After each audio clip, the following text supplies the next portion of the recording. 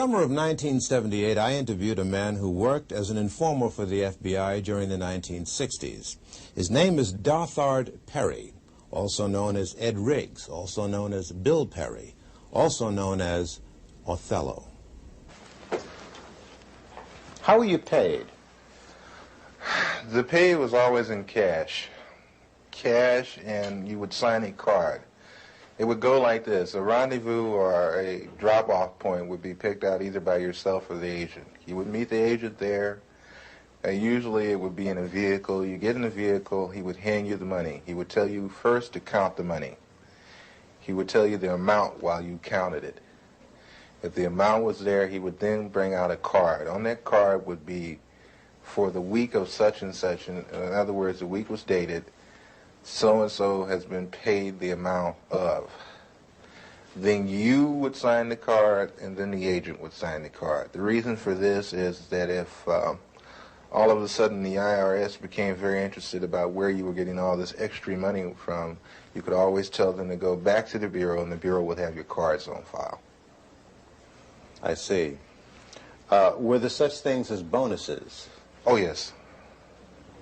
What were they paid for? Bonuses were paid for, suppose while you were meeting with, or you were at a meeting with Bobby Seals, Chulai of the Red Army happened to come to the meeting too, which is something which would be a new development. That's bonus time. In other words, a hot piece of information. Hot piece, very hot piece.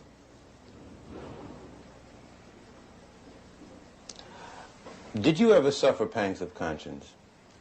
Quite a few times. Quite a few times. I still suffer pains of conscience. I suffer from the fact that a lot of people trusted me, and I misused that trust. I suffer from the fact that a lot of information that I gave out was the undoing of certain groups or certain people.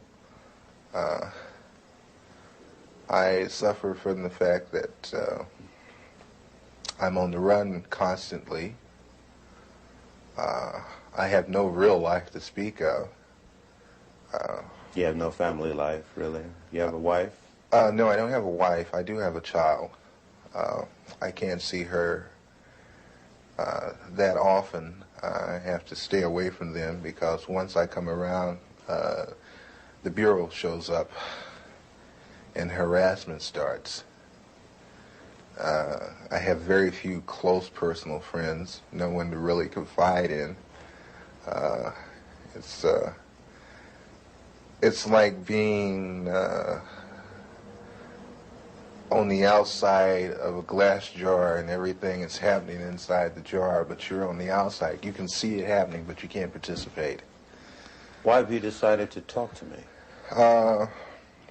For the simple reason, I think this information should be getting out, should be put out to the public.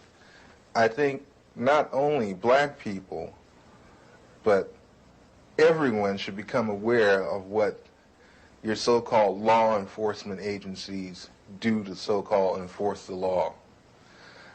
Because between you, myself, and the audience, I've seen more felons in law enforcement than I have in prison. Many would say, well, look, you yourself just got through saying that the DLA was involved in criminal activity. What's wrong with wanting to put them in prison? How would you answer them? I would answer them this way. First off, we have to understand why they did what they did. But I'm not even going to go off into that psychological hoo-ha. What I'm going to say is when you become just as bad as the people that you go after, then there's nothing gained and a whole lot lost. You also were active in the infiltration of many cultural groups. Before we go into that step by step, how much research and study did the FBI engage in of black culture in the late 60s? A great amount. Give me an idea. From the thing is, I can. They have a file on every type of magazine that blacks read. They have a file on the music. Music, dance, theater, actors, comedians, you name it, man. And they would actually study these different... Yes. Oh, yes, definitely. What would they do with music? To understand the people, you have to understand the culture. To infiltrate, you have to understand. You had a lot of so-called white liberals that were infiltrating the so-called black groups using the information that they had gathered from the studies of blacks. You mean just to understand the behavior pattern of our people? Oh, yeah, I can, Will Heaton could name out some jams of Miles Davis that I hadn't even heard of. He could name off some books that I hadn't even read pertaining to black culture. Do you ever see agents actually studying the music of... Yes. Yes, I've seen them going over even video portion of cultural events. The understanding, like when, you have an organization like Leroy Jones' Black House. You remember that? Okay, Leroy Jones's place, which was done on the thing of tribalism. That's where I first heard the word Kintu, Mantu, Huntu, Hintu. These words of the African continuum. I learned that from an agent. He ran it down to me. They make in-depth studies of the personalities of the people they're dealing with too, culturally. It always helps it's the thing of you can take their culture and use it against them. How large would you say an extensive collection on our culture would you say the FBI has? Would you rate it as large as a particular library, like the Schomburg Library in Harlem? Or... I would rate it better. And the fact is that they go into details that we probably would overlook. Will Heaton used to meet me in different places. Will Heaton, that was one of my supervising agents. There is a certain bar in the Los Angeles area where people into black cultural things met, and Will Heaton used to meet me there. And he would go into very long and tiring conversations with some very articulate brothers about culture, African culture, and Afro-American culture. Tell me about some of the cultural organizations that you infiltrated and what you did. PASLA, Mafunde, Watts Writers Workshop, which they had. The Watts Writers Workshop? Yes. Watts Writers Workshop, which was one of the oldest established black writers workshop. That place was burned down. Yeah. The Bureau had it burnt down. How do you know that? I know because I participated. I did the arson. You burned down the Watts Writers Workshop? Yes. Why did they want it to go? At the time, funding had been cut to the workshop, had been cut out, but it looked like there was a possibility of a grant being given back to the workshop. And if there was no theater, there would be no grant. How did you do it? 2 cans of kerosene, Purex bottle, gasoline, and a flare, highway flare. Why didn't you use more sophisticated stuff? Oh, no. No. You're never overly sophisticated. It's too obvious. This way you make it look like, maybe somebody in the neighborhood that got kicked out of theater at one time got mad and came and burned the damn theater up, that kind of thing. But you were involved in this theater? I mean, did it get to you at all what you were... Hey, man, that got to me a great deal. I love that theater. I built the stage. You built the stage. Oh, yeah. When I got to the workshop, the stage that had been, the original stage that had been built needed an extension on it. The original part of the stage was in terrible condition. They had no lighting system. I put the lighting system in myself. I put the stage in myself. And that was a stage, man. And that was a theater. It's a nice theater. Who was the director of that workshop? Harry Dolan. Harry Dolan. Some very, very well-known artists supported that workshop, gave money to it. Some very well-known artists came out of the Watts Writers Workshop. You know, Glenn Tubman, Yaphet Kotto. Sidney Poitier used to come down there and give a class. Sammy Davis Jr. used to come down there all the time. Quincy Jones used to come there and give music classes. We had our own 8-track studio setup for sound. We had our own sound room there. Was part of your other activities and responsibilities to study the profiles of celebrities who were supportive of organizations? Definitely, and especially, like I said, psychological backgrounds, weaknesses and strengths.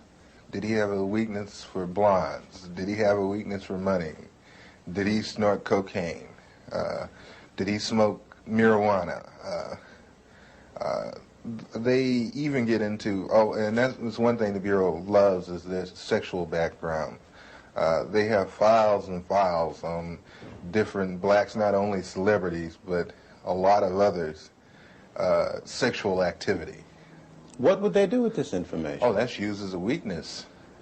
So they would feed to these weaknesses? Yes. Did you see that happen? Oh, yes. Doc Holliday,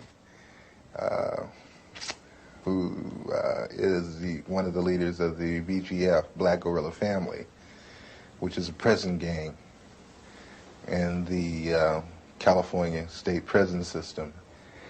Upon his release from prison, a certain sister made herself known to him at a nightclub, whereupon he moved in with her, and she picked up names, telephone numbers, information, you know, that kind of thing. That lasted for a good 3.5 months. Was this an unusual thing, or did this happen often? No, that happens all the time. Did you yourself get involved in doing that? Yes. Give me an example. There was a gentleman that was on trial in Los Angeles that belonged to the BLA that had been busted in a southern state for a bank robbery, but was brought with 2 other people to Los Angeles to stand trial for the machine gunning of a police officer in Los Angeles. I was supposed to worm my way into the affections of his sister, and whatever it took to get the information that I needed as far as what kind of defense they planned to use as to turn this information over to the federal prosecution. Did you do it? I got the information, and thank God I didn't have to go through with the actual thing of sexual activity. What do you mean, thank God? The sister was rather unappealing.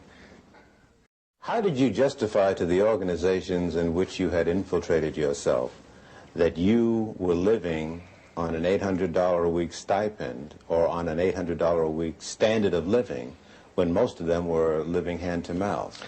Well, hey, brother, you know, I'm hustling, you know. I mean, hey, man, you know, sell a little of this on the side, a little of that on the side, you know, I get over, you know, that kind of thing.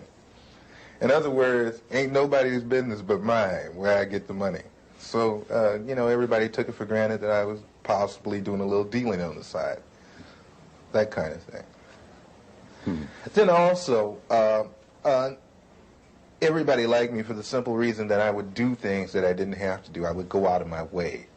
You know, like Mafunde would have a pageant and they needed someone to do the sound setup for him, and I'd say, of course, I'll do it for you. You know, that kind of thing.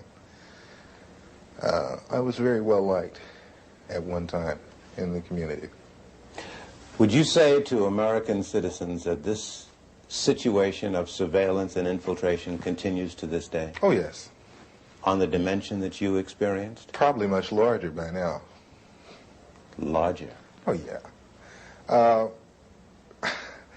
Let me put it to you like this. Each year, everything gradually escalated up more and more. So I figure when I left, it didn't stop escalating. As they say, one monkey does not stop anybody's show.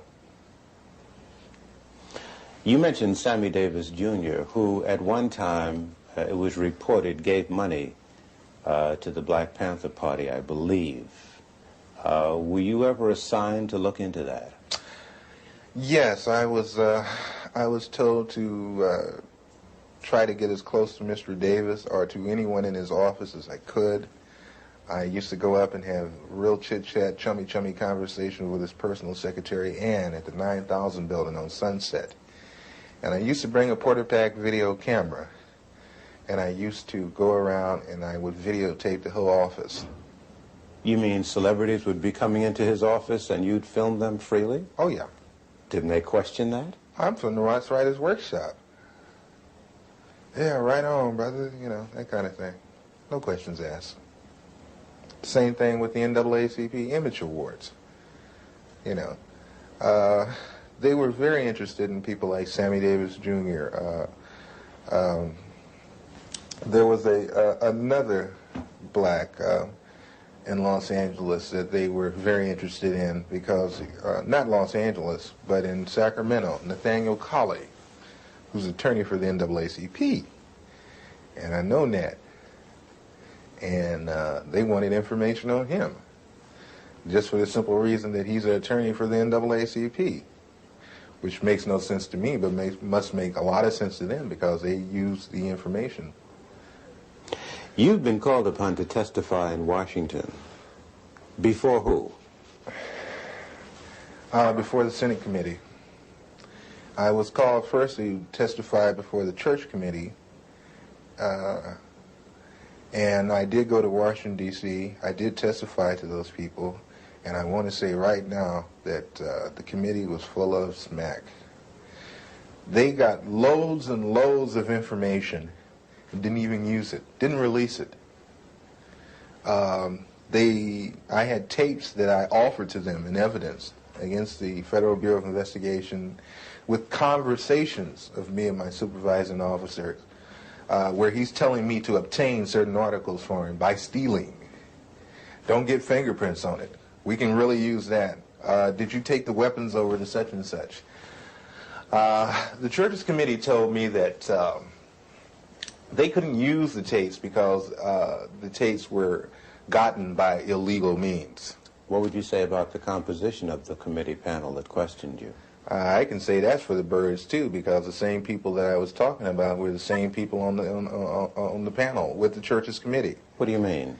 When I came in the room to be interviewed by the so-called people from the Churches Committee, the representatives from the Federal Bureau of Investigations were also in the room.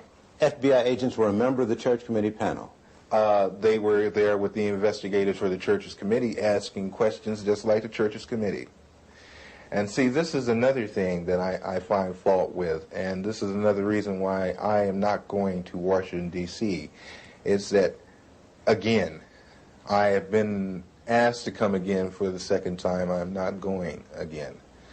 For the simple reason that when I went up there with the idea that there were agencies investigating the Federal Bureau of Investigation, not the Federal Bureau of Investigation investigating itself. You're on the lam, almost. Do you have a sense that you're going to be arrested and go to prison? Oh yeah, eventually. Eventually, when things come to a head, it has to. It has to be that way. No other way around it. What would you say to citizens who sit and listen to what you've said and have a sense of frustration and helplessness? There are some agents, the old line agents, that disagree with the tactics that were used during the so-called COINTEL period. But one thing I don't want us to jump off of is that people always talk about, they're talking about COINTEL now so heavily. I'm not talking about COINTEL, I'm talking about a thing called BD, which was better known as Black Death. The Black Death was set up for a simple thing of infiltrating black organizations and black groups, whatever. Where was this Black Desk, or were there a number of them? There were a number of Black Desks, but the head Black Desk was in Washington, D.C., controlled by Sullivan. And the... Was he black? No. Mm-hmm. And what was the function of the Black Desks all over the country? I guess there were dozens. The function of the Black Desk was to monitor activity, social unrest, revolutionary groups, cultural groups, and such in the black community. And feed it into this central desk. And it still exists? As far as I know, yes. We've seen a number of investigations into the assassination of Martin Luther King. We've seen an extended police trial of the assassination of Malcolm X. What you seem to say substantiates what many black people say out on the street, that government agents or agencies knew that these assassinations were brewing and either participated in them or allowed them to take place. It would behoove black people, it would behoove all people, really, to question so-called the cut and dry